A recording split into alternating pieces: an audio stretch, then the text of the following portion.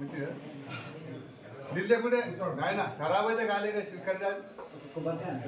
తీసుకో ఖరాబ్ అయిందా అయ్యగారు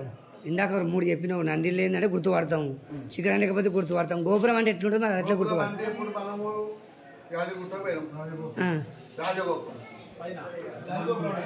ఆయన గాలుగోపురం అంటాం కదా శుభద్వారం ముఖద్వారం ఉండాలి అది లేని దర్శనం పోవద్దని చెప్పి దాని ఫలం దొరకదని చెప్పి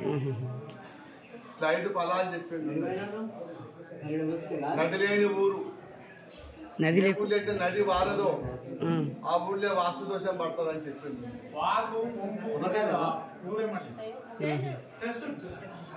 ఏ ఊళ్ళో శిఖరం లేని ఊరు ఉన్నదో శిఖరం లేని ఊరు ఉండదు కదా ఆ ఊరుకు కుదరా అని చెప్పింది ఆ ఊరుకు ఏ మాత్రం ఫలితం దొరకదని చెప్పారు ఆ ఊళ్ళో మనం ఉన్న ఫలితం దొరకదు మరి అప్పుడు మహాన్ భావులు ఆలే కట్టిరు కదా అదే అంటున్నా కదా అందుకే అప్పుడు ఏం చేసిండు చెర్లు తవ్వించింది ఆ కాలంలో చెర్లను తవ్వించింది ఎందుకు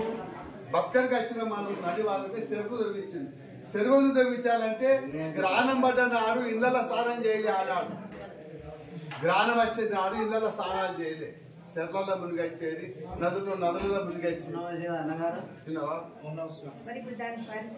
పరిష్కారం చెరువు ఉండాలమ్మా చెరువు బాయి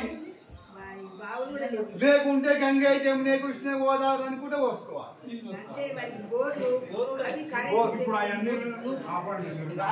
అడిగింది నేనే అయితే ఇప్పుడు ఈ కాలంలో ఏమి లేవు నదులన్నీ ఒడిచిపోయినాయి ఊర్లన్నీ దాటి పల్లెటూరు సిటీ పట్నం లేవున్నది ఇప్పుడు మూసిదాది మనం దానం చేస్తామా